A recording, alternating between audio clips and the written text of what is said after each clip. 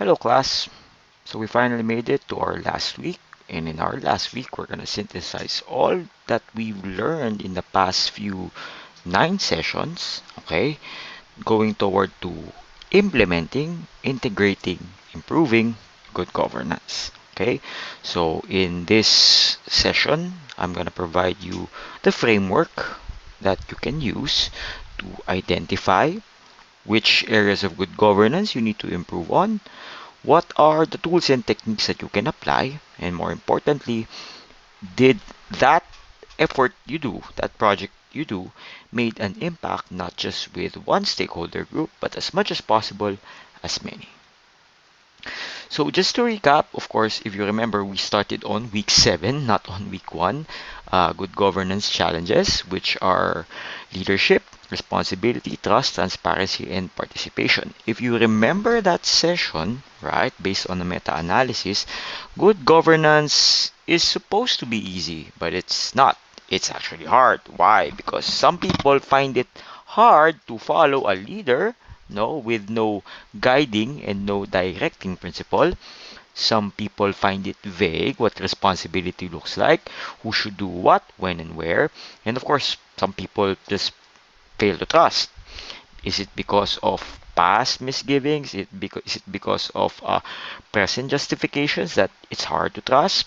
And of course, because of transparency as well. No, some organizations don't have the openness that allows people to see results and what could go on, and that all leads to participation, the challenge of participation.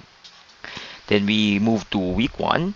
What is governance, right? It's the decision-making process and the implementation of it.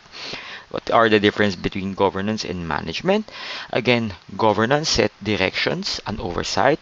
Management execute plans. We also gave an overview of social responsibility, acting for societal and environmental benefits. Okay, other recap. Week 2, the principles. If you remember, we had 9 of those. We could go back to those. Week 3, what are the frameworks and models? Of course, good governance doesn't always have to be a linear. It could be going upward. It could be for government. It could also be for other organizations. If you belong in any organization, that means a collection of two or more people, that is an organization, there is a way to govern good. If there's a way to govern good, there's a way to govern better. There's even a way to govern bad, and that's not what we're going to focus on. We're going to focus on good governance, more importantly, how to make good into better. Okay, so iba ang corporate governance, iba ang public governance, iba rin yung governance for NGOs and non-profits. You could refer to your notes when it comes to that. Other recap, what is ethical leadership? Of course, ano ba yung characteristics of ethical leaders? Honesty, integrity, and all those fundamental principles that encompasses that manifest in a person. Of course, there's no perfect person, but there's the right person for the right job at the right place at the right time. So we have to understand who are the leaders that we're trying to put into different types of situations. Siyempre, iba-iba rin yung mga leadership styles. But there's one thing for sure, there is always ethics. There's always bound to be a sort of ethics. Are we looking at utilitarian, meaning the good governance means even though it's a drawback for one person, but the many benefits, is that legal? Is that ethical? It could be duty-based ethics, meaning we focus on our duty. Duty is a priority, is the primary focus of how we serve, using moral principles to guide governance choices. And week 5, social responsibility in action. If you remember CSR, the triple bottom line by John Elkin, wherein good governance means striking a balance with profitability, with the planet and with the people. It's not always for profit. You could find ways that you could also benefit the planet, making it sustainable. You could find ways that could benefit people, meaning what you do not only encompasses with your primary stakeholders, maybe those are our customers, but also reach out to the secondary stakeholders, like yung mga tao sa paligid, knowing or unbeknownst. Yeah. Okay, so for this video, our agenda is how to implement, integrate, and improve on good governance. All right. So now as we move on, uh, as I mentioned, we will focus on how to implement a principled framework. We begin by implementing a systematic framework, which I'll introduce, grounded on TQM, Total Quality Management. I believe that your class have taken that TQM as a subject. Now, if you weren't my students, hopefully you managed to remember what are the principles of TQM. Of course, TQM, not just only in business, also has aspect tied with good governance, such as transparency, accountability, and stakeholder focus. That we establish these core principles necessary for good governance across the district. We integrate the process and stakeholders, right? Actively integrate the district's various operation and administrative process with stakeholder engagement mechanisms, fostering participation, building trust. That is essential for effective and good governance. Our third goal is to improve on the governance practices cyclically, meaning we don't just do one effort and then we forget about things. It's a cycle, meaning once we're finished here, we go back to the start, to a midpoint, and then to an end, and then we begin the entire process again and again and again. And the goal of this cycle is not a downward cycle, but an upward cycle. Ba, habang umiikot tayo, pataas tayo ng pataas. Everyone is improving, everyone is benefiting. And by doing so, we utilize on using data, important and data. So we know, are we hitting the targets? What are the targets to begin with? What are the expectations? No? So we'll use data for feedback, more importantly for transparency, meaning we show these data to our stakeholders kasi sila rin yung magbibigay ng feedback. Establish robust systems for data collection and a feedback analysis. Our goal is to ensure that there is a transparent decision-making process that involves the people. Of course, if they know the data, they could be involved as long as you let them be involved. Okay, when you use this as insights for ongoing efforts. And lastly, the agenda is influencing. Lead and cultivate a culture of good governance, meaning the action does not happen with only one agent, usually the leader, the systems. It's all, it's everyone, the leaders, the followers, and the systems, because it's a culture.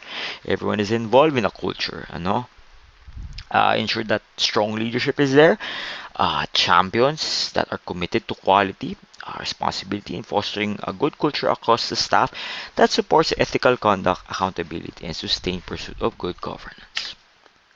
All right, so as I mentioned, our way of implementing, integrating, and improving will be under the guise of total quality management. Okay, it's mentioned many ways to implement.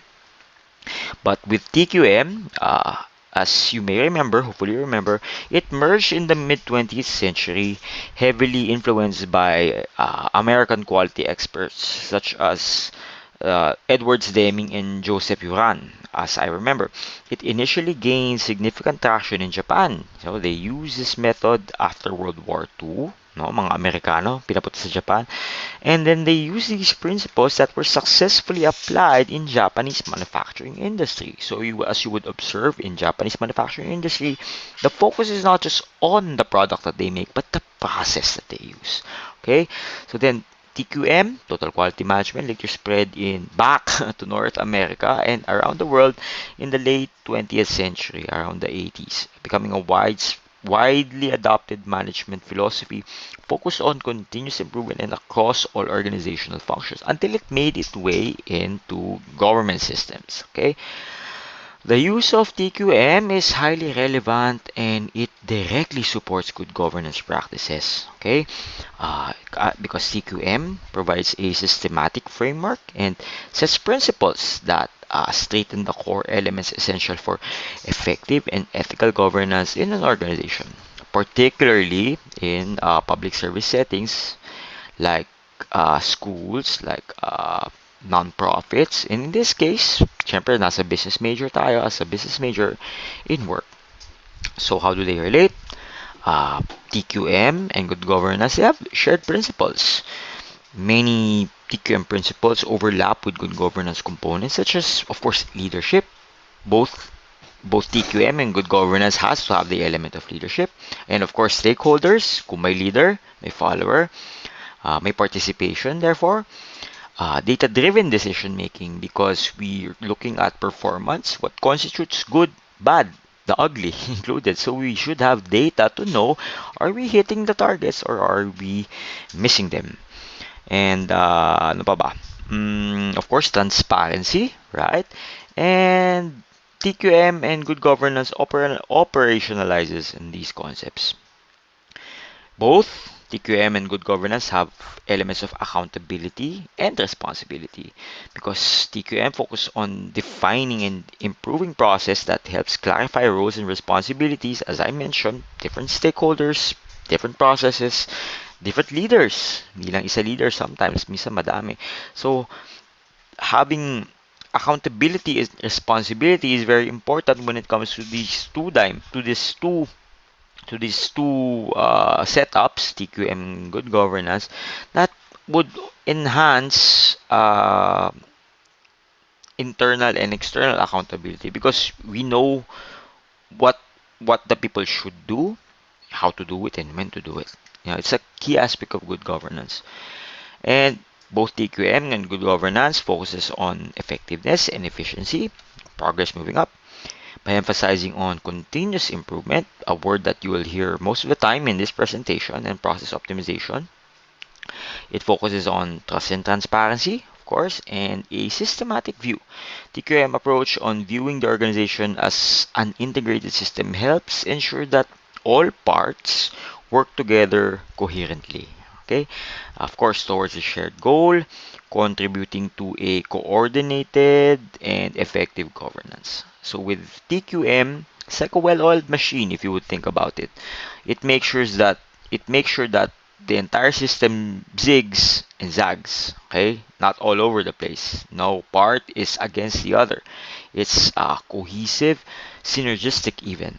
And if one aspect of the government improves under TQM, ideally all should improve. And that's the goal. Okay, so how do we do that? Now we follow this framework. First, we look at good governance, the building blocks. Now, if this looks familiar, these are also the challenge. I coined it as the building blocks because these are the essential elements that makes a good what that constitute what is a good government. Of course, leadership, responsibility, not only for the leader but also for the followers. Trust is the glue of everything. Transparency is the spirit of everything, and participation is the action of everything. Okay? So from this building block, you choose what to work on first because of course uh, even though if you want to work on everything, if you tried to work on everything simultaneously, you might end up not doing anything.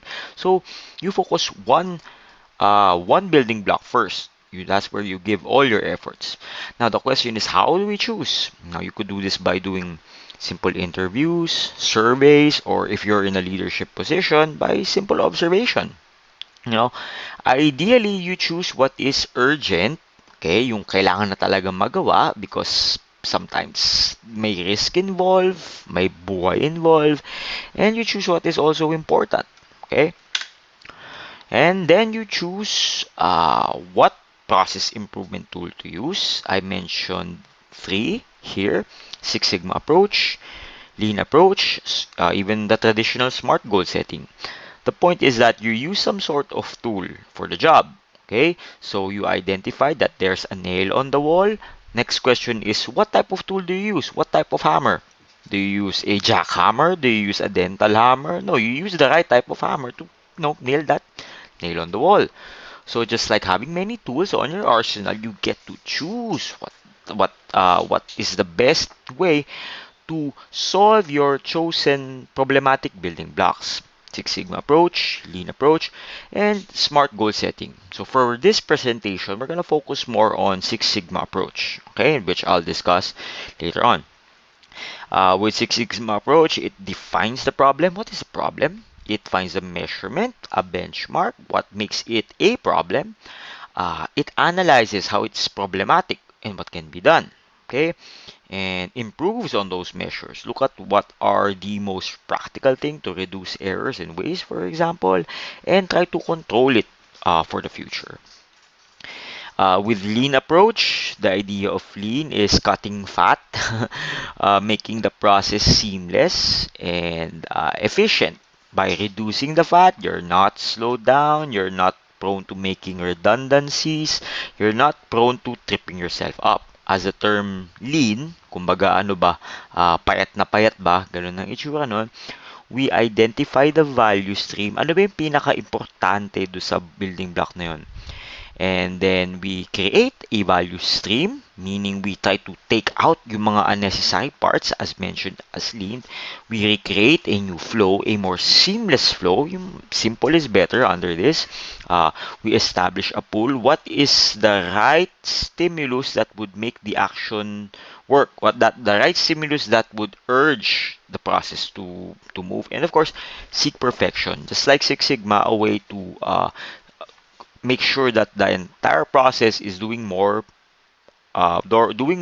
better than harm. Okay, seek perfection as mentioned. And of course, you could also use this basic SMART goal setting. Simply be specific. What's the problem there? Find a measure. Okay, find a number. Is it a problem because it's 2 out of 10 only, 8 out of 10, just for that? Action oriented. What are the needed actions to improve the measured findings that you have? Is it realistic, meaning that the actions that you choose is doable? Of course, we could have many solutions in our ideas. We could be as creative as we want, but if it's not realistic, it's only an idea. It's only a dream, baga. And more importantly, under smart, time bound. Because again, if you have a goal and it doesn't have a timeline, it's only a dream. So, importante na may time bound until when matatapos yung process improvement that you have in mind. And when you're finished with that, you get a feedback. Of course, feedback doesn't mean na yung results, ang isang dimension lang makikinabang, leader lang makikinabang, followers lang makikinabang. With a proper feedback mechanism, you're taking into consideration how other stakeholders see it. Of course, again, being transparent, how the process improvements performs in relation to other functions of the organization. That it has to be very supportive for all. And how the leader sees it. Okay, is it sustainable for the person? Is it replicable for the person as well? So if you notice, it also realigns with what we discussed previously, the elements of good governance, yung Venn diagram by McGregor Burns, ba? Followers, leaders, and systems. A good feedback system should get feedback from these three dimensions, not only for a leader or successful, sinabi ng leader, or for the followers na kinabang sila, but also should consider the systems. Is it helping things run smoothly? Hopefully, lahat positive feedback. And then, we go back to square one. Kung nagawa na natin yung initial project natin that we chose, the urgent one, we go back to square one. Okay, but this time around, we choose another building block that we could work on. But the thing with a TQM principle is that while we go back to square one, yung iniwanan natin na previous project, right? It doesn't go back to slack. It's a systematic approach of continuous improvement that has employee or stakeholder involvement. Of course, it has a process approach. We know the steps. It's data driven, so we know if we're falling back or we're going ahead. Again, it's an integrated system, meaning even if leaders leave it, even if the system chooses for another path, it it it's self-sustaining ba? It's strategic and systematic, and of course, since you're moving forward one project to another, there's communication involved. All right. So now let's practice. If you remember this table, if you did your assignment in the last 8 weeks, this is the table that we did, right? I made you choose what organization you try to focus on. Okay, in this case, let's choose workplace. And then we look at governance building blocks. Again, there's five. You could have more if you remember the principles, if you remember all the terms, nine sila as I recall. But we just choose on five, not to complicate things, just to simplify them, right? And then with this one, we look at the governance building blocks. And then you identify challenges when it comes to those building blocks, right? And how do you know these challenges? You could simply ask people. You could know. You could be the expert. You could be an observer if you're the leader there, if you're first-hand reference. You could also do surveys, ask around people. If you get numbers, if you get data, if you get observation, if you get evidences, no, you could put those in the challenges identified. Ang importante is that you have evidence, you have empirical data that those are challenges not only for one person, for you, but as much as possible for other people in the organization. Because remember, an organization is not just composed of one person nor two, it's composed of three or more. So kung common yung challenge na yan, within those dimensions, you could put that. Okay? And then from that, I ask what can I improve this week, right? In this case, let's focus on leadership. Number one, sa leadership, unclear mission and vision. Yan ang magiging focus natin. Yan ang pinaka-urgent. Yan ang pinaka-important. Okay? Because remember, uh, strong, committed purpose with a mission and vision that people know at hindi lang alam as in talagang isinasa puso nila is essential for necessary changes. People in the organization should know what does the organization stand for, what does it do? How does it do it?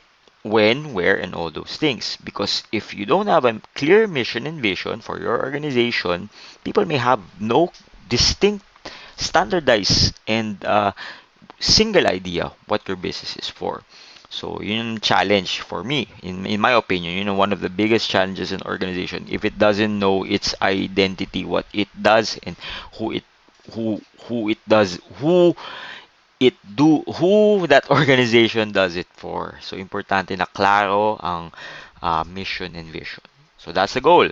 Ang goal natin, yun na nga, is to make sure people know the mission and vision of the workplace. Yeah, building block number one. Okay, so may target na tayo. Next goal is to work on that problem, the process improvement. Okay, so we're going to use a Six Sigma approach as I mentioned. If you don't know your Six Sigma approach, it's basically a tool that makes sure that for every 1 million efforts, 1 million products, 1 million services, there would only be 3 errors. So imagine that. Imagine that for every 1 million parts, there's only 3 errors. And that's a very high standard in Six Sigma.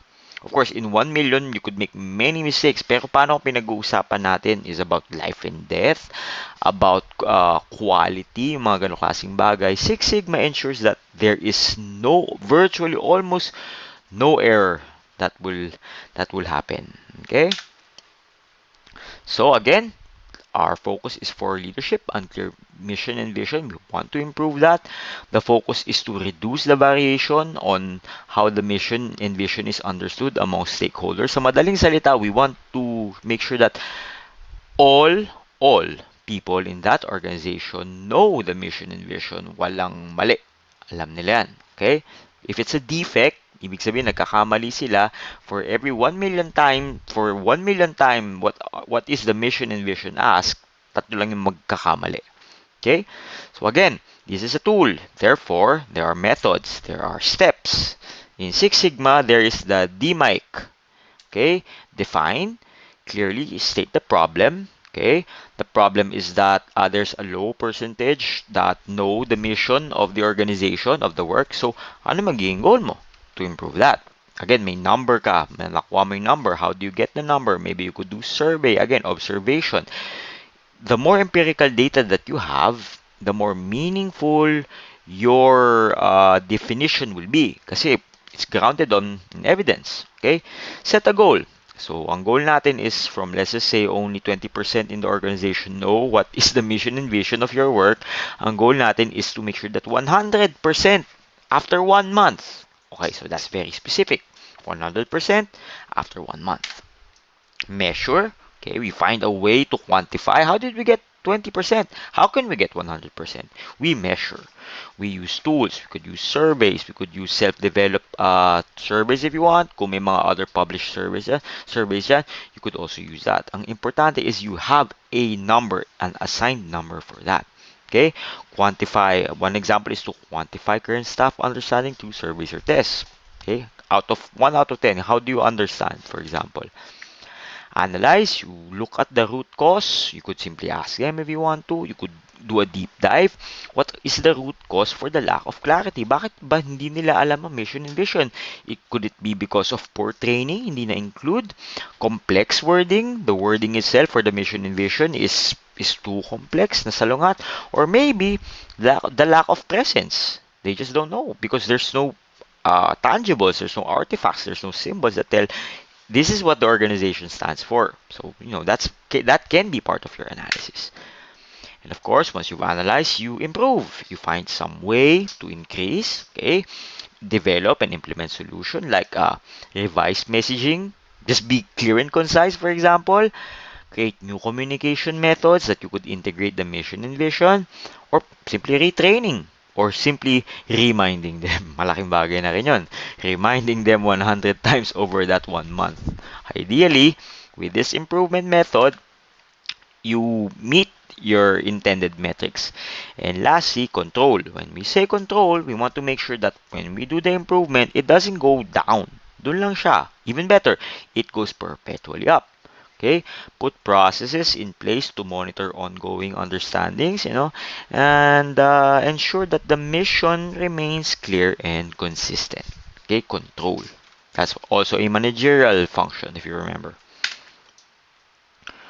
Alright, so now we move to the feedback phase. Now that we have a result from the process, we made that if mission and vision, unclear mission and vision was the priority, our goal in the process is to make sure 100% of all the people understand it.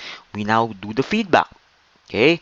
If you have your results, okay, from the Six Sigma, you don't just ask one group, how was it? You don't just ask the leader, oy, kamusta? Siyempre, sasabihin ng leader na ano yan, na magaling yan. You try to do a 360 feedback. You also ask the people, yung mga employees if needed, even the customers if you want to. You can even ask yourself as part of the organization, a 360 feedback. Or in this case, we use McGregor-Burns model, ba? Leaders, followers, and systems. We ask feedback from all those dimensions. All right. Uh, you know, of course, as I mentioned a while ago, if you adjust one thing, be it good for one thing, it doesn't mean that everybody would benefit from it. For example, you adjust the oxygen in the air, right? Birds may experience it differently. Mammals may experience it differently. Even insects may experience it differently. Even sea creatures may experience it differently. So you have to make sure that as much as possible with the adjustment that you do, did it do more good than harm for all, almost all, if not all of the people in your organization. Okay, that's the best way to ensure that the effort that you did was very valuable. So here are questions that you could ask the leaders. Did the implemented improvement meet the target metrics or the goal established? No, within that 1 month or 2 months, for example. How has specific process improvements impacted our team's department? What resources or strategic adjustments are needed for the leadership, to ensure there's a higher level of this? Questions that you could ask your followers. Has the new process made your work on these tasks easier or clearer? Diba? Sa mission and vision. What are the positive and negative aspects that you have directly observed in doing this process? Are there any unexpected challenges that went on during the process? And questions that you could ask the systems, okay, mga interconnected process. How has the improvement in the specific process affected and related the workflow? Have you noticed any changes in the overall flow of work? And from a systematic perspective, how well is the new process integrating being integrated with the old tools and systems that you were using before. If you're using this good feedback system, this is empowering people to be committed. This is opening lines of communication. This is being transparent. This is being very inclusive. 'Di ba? Kumbaga hindi lang departmentalize yung success. One success as the success of one means the success of the entire organization. And if you could do that, shared wins, shared goals, that is very magnifying for your organization. Okay, so in essence, TQM operationalized many principles of what we've learned in good governance. If you would want to go back to them, that it provides the tools and the cultures included needed to systematically improve accountability, transparency, effectiveness, and stakeholder participations across all the functions in the work. For example, in organizations, the foundations of the TQM principles, as we remember, it starts by adopting core principles, TQM principles, many of which TQM and good governance share, like leadership, stakeholder focus, data driven decision making, and transparency. These are inherent components of good governance, as you would observe. These principles set the ethical and the operational tone of what good governance look like. Okay, it's progress. It's progress never stops as much as possible.